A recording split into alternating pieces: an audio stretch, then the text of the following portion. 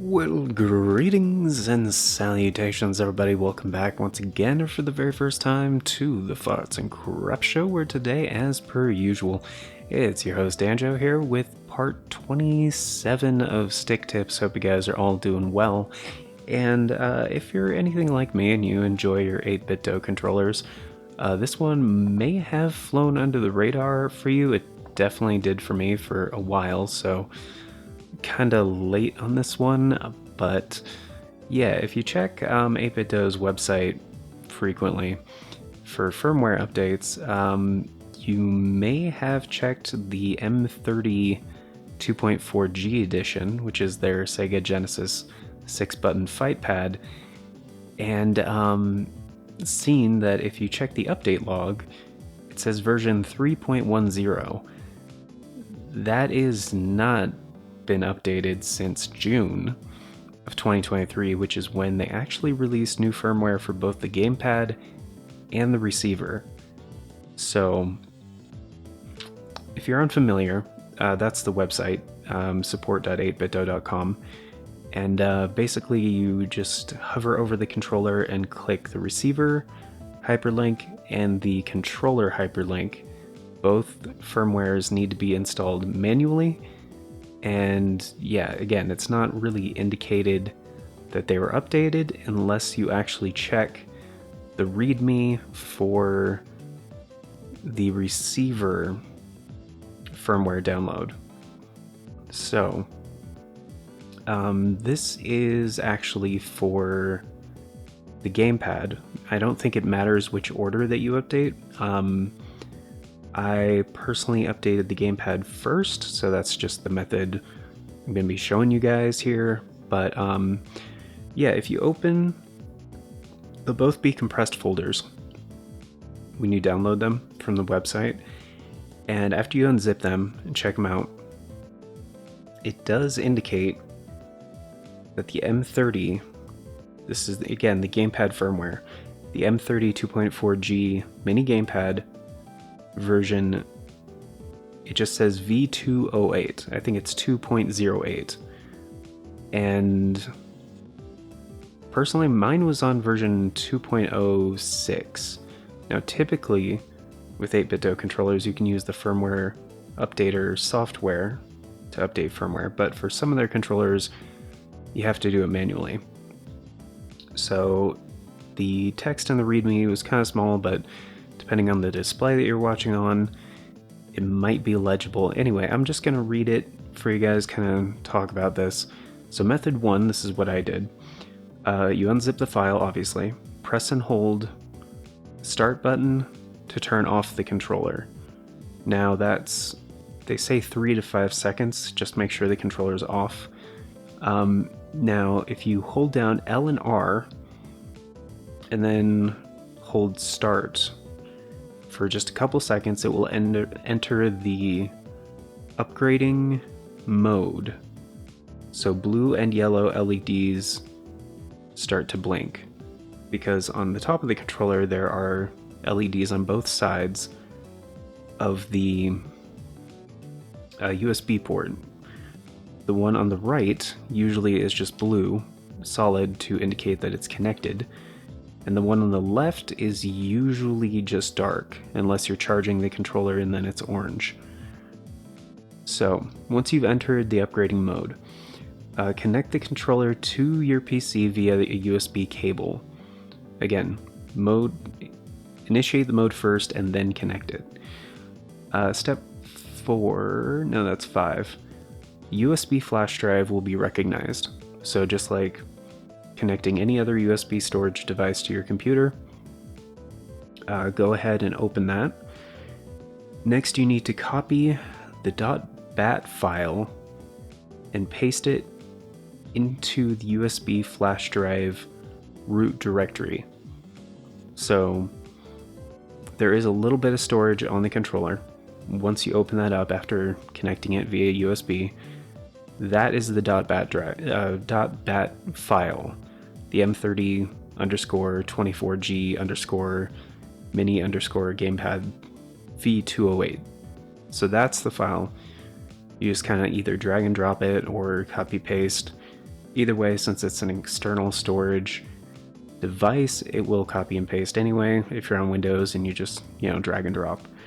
After that, just disconnect the USB connection when it's finished. Then hold start for a few seconds to turn off the controller. Personally, I did the right-click eject on the USB storage device. It's probably not a necessary step, but just wanted to be safe. And then, yeah, so that's all it takes to upgrade the controller firmware. Now for the receiver, it's kind of similar, not quite the same, and they actually do have an update log in the README file. So it did indicate that 2023 06/14, so June 14th is actually when this was updated. I think that coincided with the new Saturn II design. Saturn Model 2, the white M30. But yeah, I didn't hear anything about this. And they're indicating it is on version 3.12. Now again, on the website it said 3.10. So yeah, it hasn't been updated. And unless you actually downloaded these files randomly and perused them to find this bit of info, yeah, it probably went unnoticed by most people that have one of these controllers. And they fixed the stability of the 2.4G connection, which is great because personally I have noticed some weirdness with the controller a couple times, even after like thoroughly cleaning it and doing testing on a bunch of different games and such.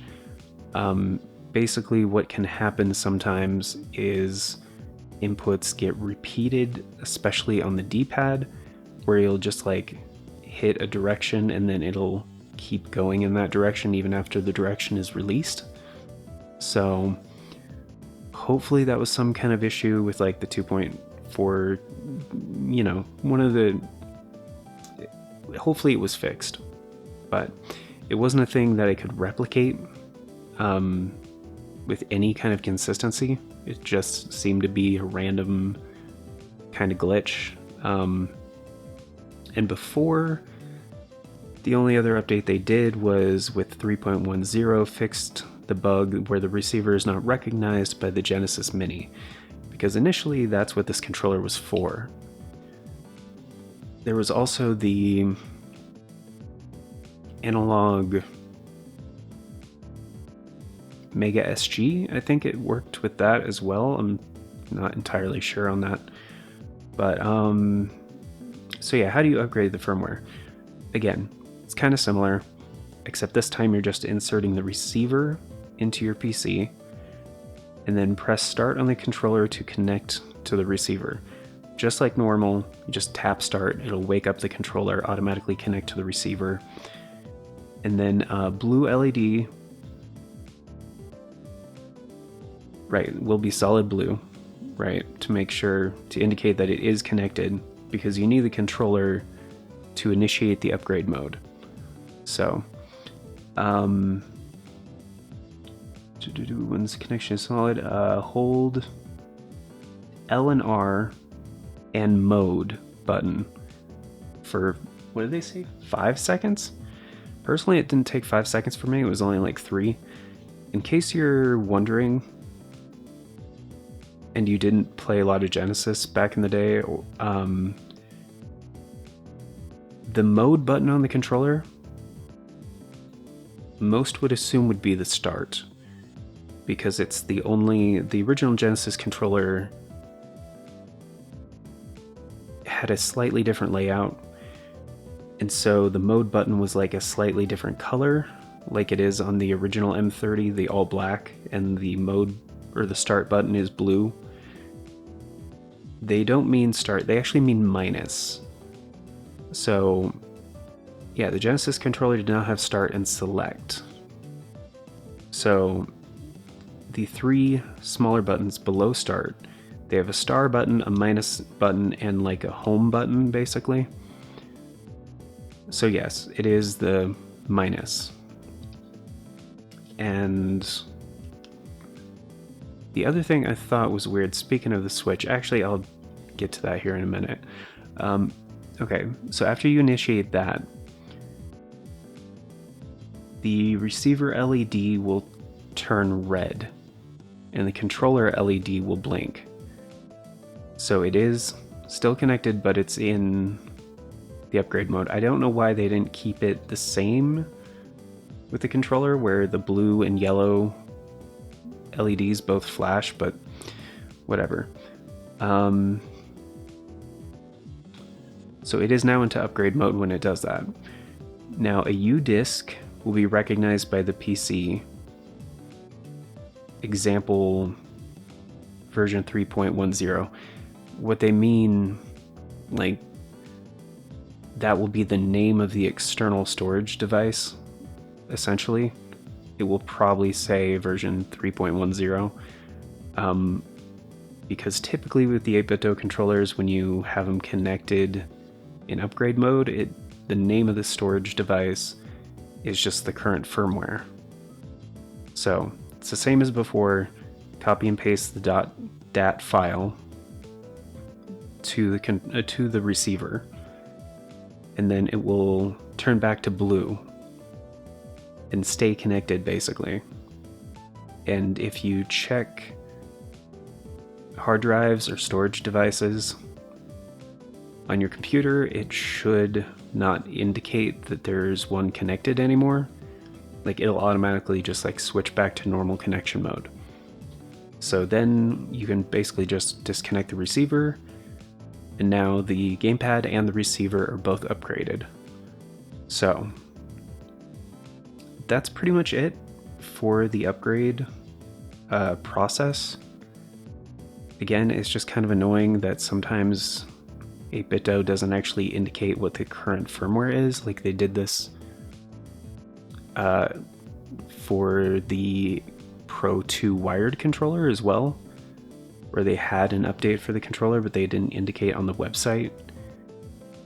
Fortunately, with that one, you actually can upgrade it with the firmware updater software. So that's how I found out about it, because I was just like, that seems strange. There would be stock firmware and no update, because they almost never do that. And it's the Pro 2. It's like one of their flagship controllers. Granted, it's the wired version, and they don't typically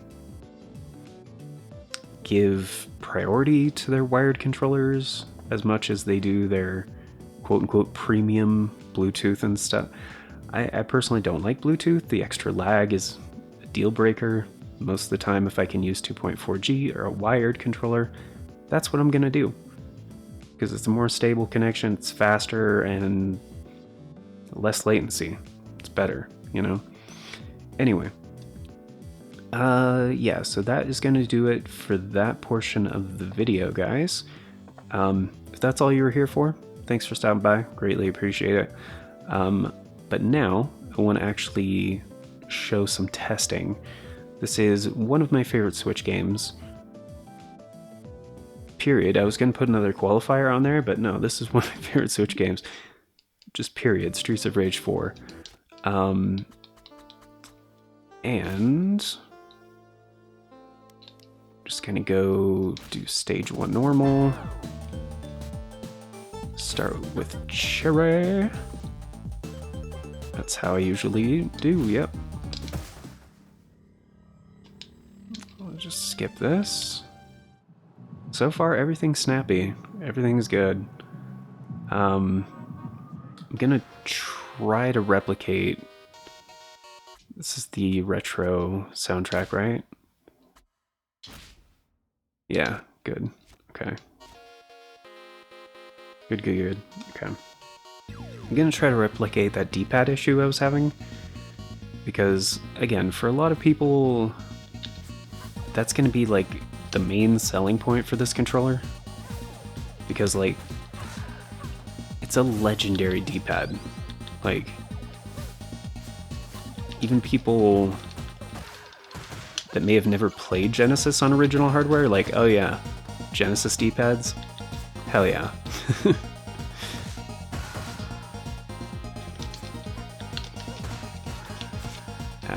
Messed up.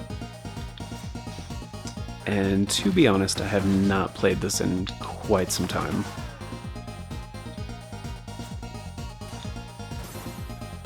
But it feels good. D-pad's nice and snappy, the controller inputs are being read perfectly.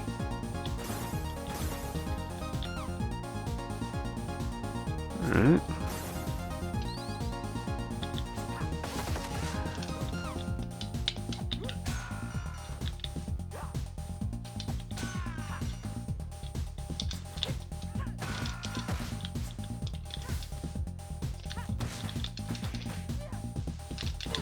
Messed up the combo a little bit. Oh man. Oh yeah, it didn't count. Ah, damn it.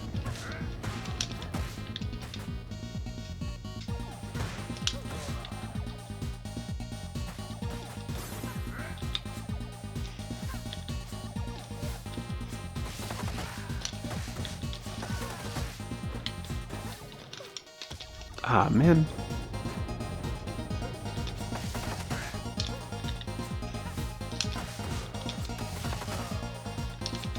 Oh, right. Doesn't work on those guys.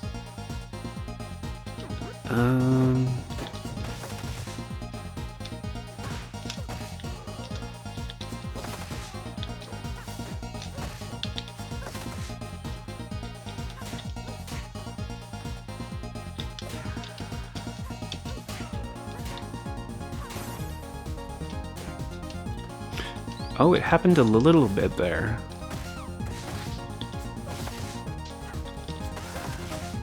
Although that might have been my thumb slip.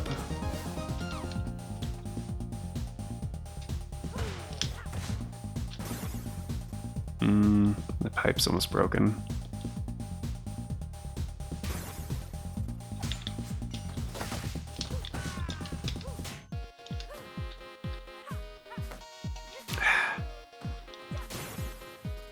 Yeah, kinda forgot how iframes work in this game.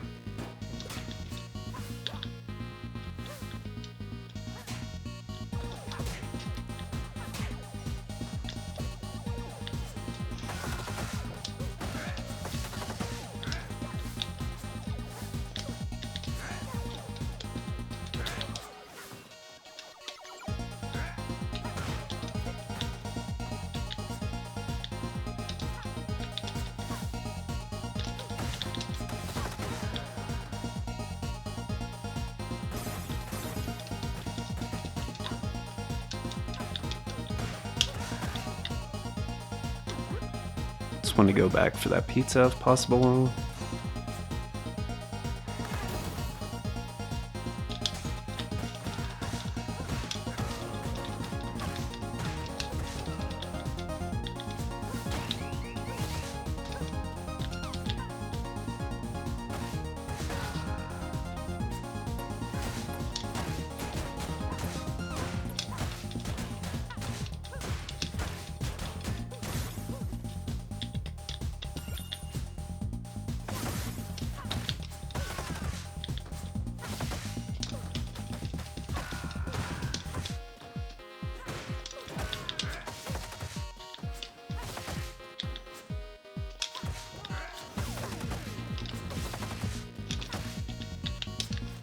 Ah, right. Yeah, you can't do the jumping kick on them.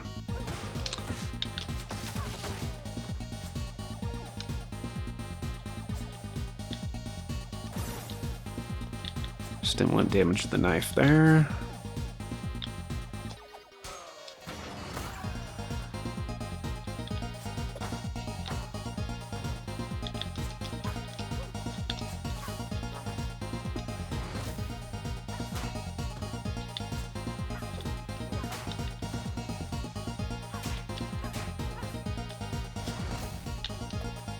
Oh, damn.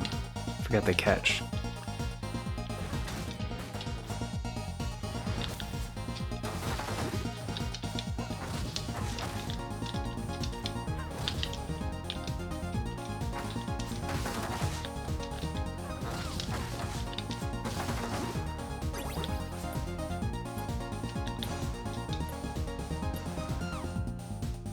Yeah.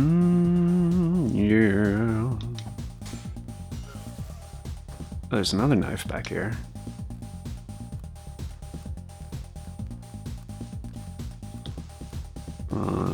Oh man, he avoided it.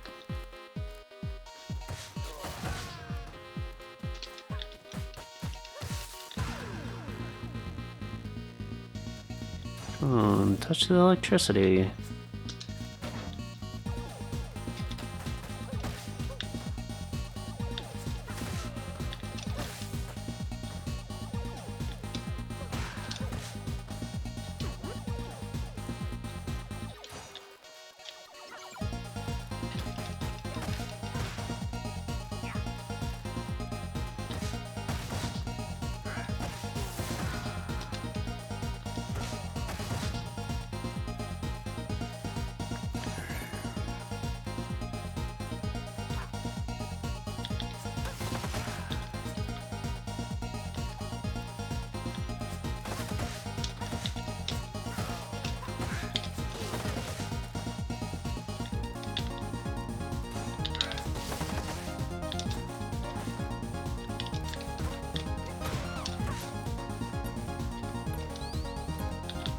Yeah, I should probably grab that.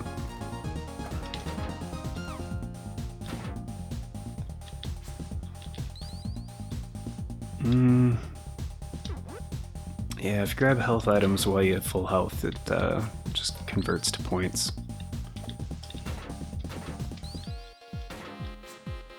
Oh, I want that.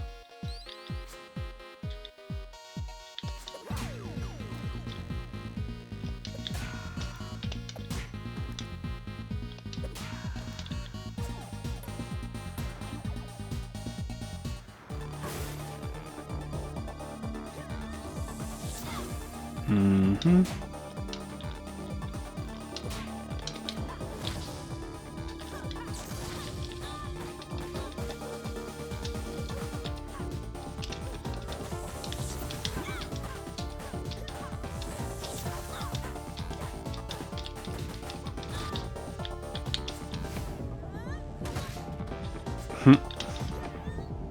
She couldn't quite initiate her iframes there.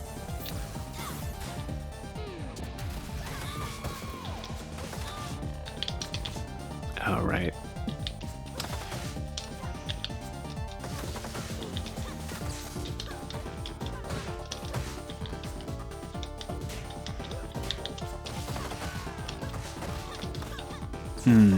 Nice. It's a good combo. Ah, crap.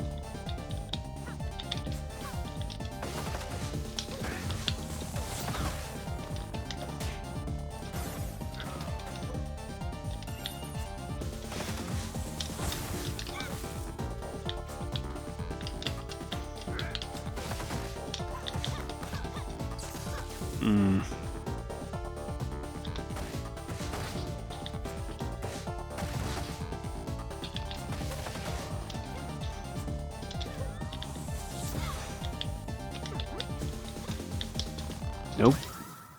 Ah, crap, I wanted to grab that pizza.